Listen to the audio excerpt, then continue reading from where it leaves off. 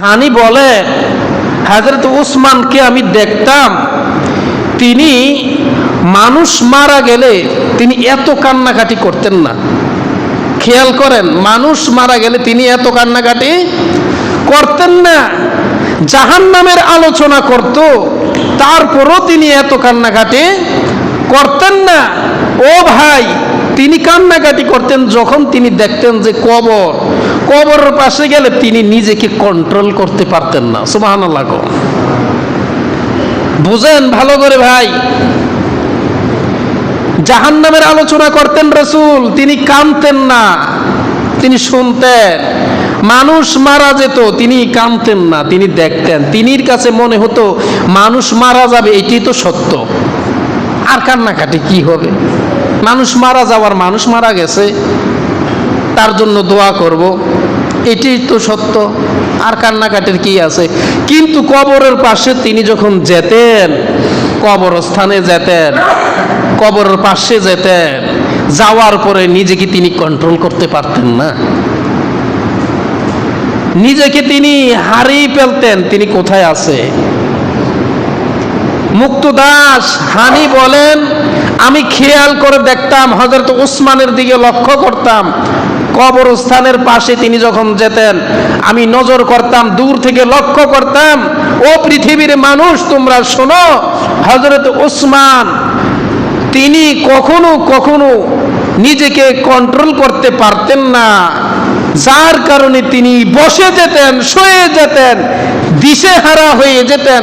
কাঁদতে কাঁদতে কাঁদতে কাঁদতে তিনি দাড়িগুলো, চেহারা ভিজে, শরীর ভিজে, এমন ভাবে চোখের পানি পড়তো, সব কিছু ভিজে জমিনটা পর্যন্ত ভিজে যেত। সুবহানাল্লাহ। আপনি একটা বারের জন্য ভাবেন তো আমি কোন ব্যক্তির কথা বলছি আপনাকে? হযরত ওসমানের কথা বলছি। আপনি মনে করছেন উত্তরপাড়ার ওসমান বুঝি? না না, হ্যাঁ বেটা না, আপনারা উত্তরপাড়ার ওসমানে না, আপনি মনে করছেন উত্তরপাড়া না। আমি যেই উসমানের কথা বলছি সেই উসমান হচ্ছে রসুলের সাহাবী তো বটে, তিনি নবীজির ডবল জামাই। সুবহানাল্লাহ। আমি সেই উসমানের কথা বলছি যেই উসমান হচ্ছে খলিফাদের মধ্যে অন্যতম 3 নাম্বার খলিফা হযরত উসমান। সুবহানাল্লাহ।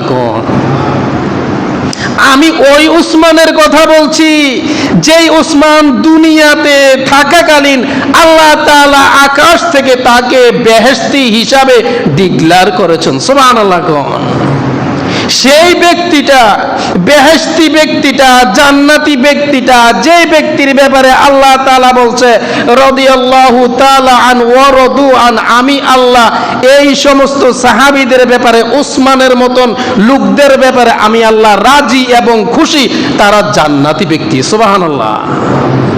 এই ব্যক্তি, এই বেহেশতি ব্যক্তি, গুনাহ ছাড়া ব্যক্তিগুলো সেজদায় পড়ে পড়ে কাঁদতেন, গড়ে গড়ে কাঁদতেন, নিজেকে কন্ট্রোল করতে পারতেন না। জিজ্ঞেস করা হতো হযরত ওসমানকে, ওসমান আপনি এইভাবে কেন কাঁদছেন? জাহান্নামের আলোচনা করলে আপনি এইভাবে কাঁদেন না, আপনাকে দেখছি মানুষ মারা গেল আপনি এইভাবে কাঁদেন না, কিন্তু আপনি কবর দেখলে নিজেকে হারিয়ে পেলেন, এইভাবে কেন কাঁদেন আপনি? হযরত ওসমান বলেন, ওরে সাহাবীরা, তোমরা কি শুনো নাই আমার রসুল কি বলছে? তোমরা কি শুনো নাই? রসুল বলেছেন, যখন একজন মানুষ মারা যায়, মৃত হয়, তখন সর্বপ্রথম তার মঞ্জিল হয়, কাউন্টার হয়, সেটা হচ্ছে কবর। এই কবরে যদি মানুষ বেঁচে যেতে পারে, কবরে যদি মানুষ বেঁচে যেতে পারে, তাহলে হাসর, মিজান, ফুলসেরাত ওই ব্যক্তি একেবারে সহজভাবে পার হয়ে জান্নাতে চলে যাবে। সুবহানাল্লাহ।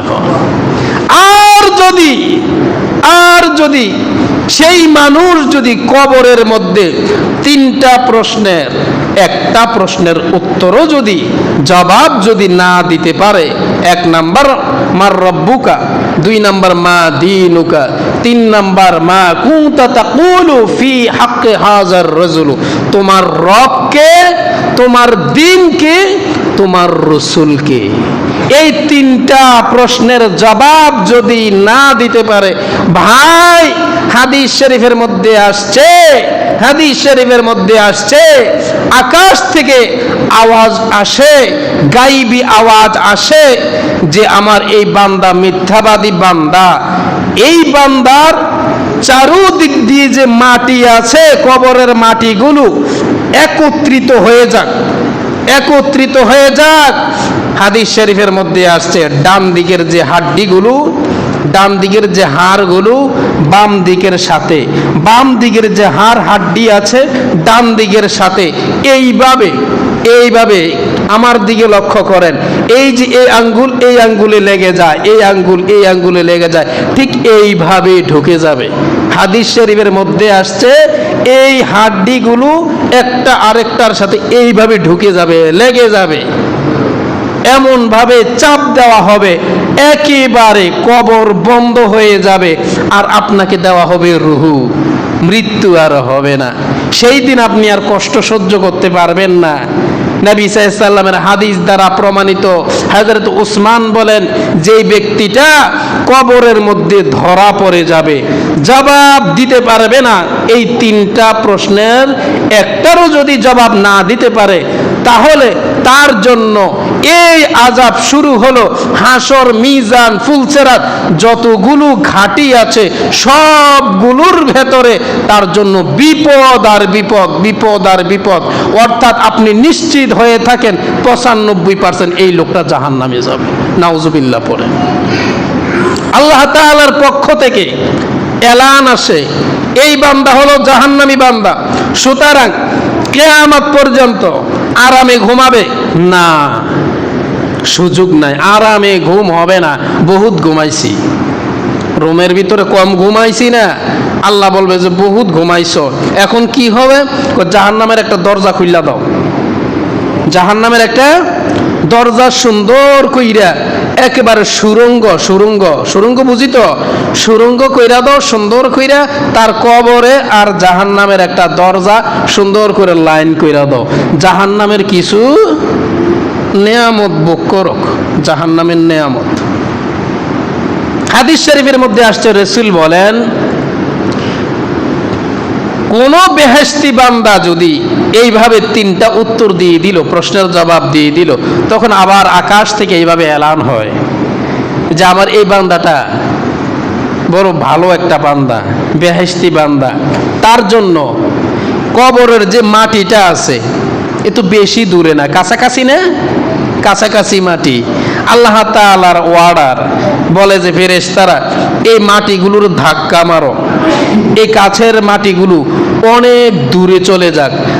কোথাও কোথাও আসছে 70 গজ দূরে চলে যাবে, এই মাটিগুলো প্রশস্ত হয়ে যাবে, কবরটা অনেক বড় হয়ে যাবে, এদিক দিয়ে 70, এদিক দিয়ে 70, এদিক দিয়ে 70, এদিক দিয়ে 70, চতুর্দিকে 70 গজ করে দূরে চলে যাবে, তাহলে অনেক বিশাল একটা ঘর হবে। আবার কোথাও কোথাও আসছে 70 গজ নয়, তার চোখ দিয়ে যত দূর পর্যন্ত দেখা যায় তত দূর পর্যন্ত চতুর্দিকের মাটিগুলোকে সরিয়ে ফেলবে। আল্লাহ তাআলা ফেরেশতাদেরকে হুকুম করবে, ফেরেশতারা রে, আমার এই বান্দাটা দুনিয়াতে আমার হুকুম পালনের জন্য বড় ব্যস্ত ছিল, দুনিয়ার জন্য ততটা ব্যস্ত ছিল না, আমাকে খুশি করার জন্য বড় ব্যস্ত ছিল, আমাকে খুশি করার জন্য বড় টেনশনে ছিল, চিন্তায় ছিল। যাও ও ফেরেশতারা, আমার এই বান্দার জন্য চতুর্দিকের মাটি তো সরাইছো, কবর তো প্রশস্ত করছি, এবং জান্নাত থেকে দরজাটা খুলে এখান থেকে একটা সুড়ঙ্গ তৈরি করে দাও, জান্নাতের নাজ নেয়ামত তার কবরের মধ্যে ভরপুর করে দাও। সুবহানাল্লাহ। হাদিস শরীফের মধ্যে আসছে জান্নাতি ব্যক্তির কবরের মধ্যে আল্লাহ তাআলা খানা ফিনার ব্যবস্থাও করে দেন। সুবহানাল্লাহ। ও ভাই, এই জন্য বলছি দুনিয়ার জীবনটা বিশাল একটা জীবন মনে হয় আপনার কাছে, আমার কাছে। আসলে বিশাল দুনিয়া না, বিশাল সময় না, বিশাল একটা সময় মনে হয়, লম্বা সময়।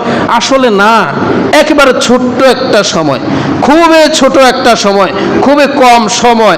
আমি আপনাদেরকে একবার এক্সাম্পল বলেছিলাম যে আপনি যখন নাকি বালুতুবা যাবেন বা চক বাজার যাবেন, আপনি মাঝখানে যে মোটরসাটার ভিতরে একটু বসলেন, একটু জিরাইলেন, শরীরটা দেয় না, যেমন এবার বুড়া মানুষ বলে একটু জিরাই আবার বাজারে যাই, অটো যে ফায়না কি করবো, একটু জিরাইতে হইব তো, হাইটটা যায়, জিরাইয়া তারপরে 5 মিনিট জিরাইছে, তারপরে বাজারে আবার রওনা দিছে। ঠিক এই 5 মিনিটের যে জায়গাটা আপনি এখানে একটু জিরাইলেন, এই 5 মিনিটের জায়গাটা হলো কি বুঝাতে পারি না? 5 মিনিটের জায়গাটা দুনিয়া। 5 মিনিটের জায়গাটা হচ্ছে দুনিয়া। অর্থাৎ এই দুনিয়াটার ভিতরে তো আমরা এত কিছু করতেছি সামান্য সময়টার ভিতরে। ভাই, সামান্য সময়টার ভিতরে আমরা দুনিয়ার জন্য কত কত পাগল, কত দেওয়ানা। হুজুর কন যত কিছুই কন, পৃথিবীর ভিতরে বালা খারাপ দেখতে দেখতে তো এই পর্যন্ত চলে আসছি। প্রত্যেকে আমরা দুনিয়ার মোহ মায়ায় আমরা পড়ে আছি। আখেরাতের কথা ডান কান দিয়ে শুনছি, বাম কান দিয়ে বের করে দিছি, শেষ। যত ওয়াজ করি গেটের বাইরে হয়েছি, সব শেষ। যা আছে ওয়াজ শুদ্ধ মাটি দিয়ে দিছি, যে ওয়াজ করবো এত শুদ্ধ মাটি দিয়ে লাইছি, শেষ ওয়াজ।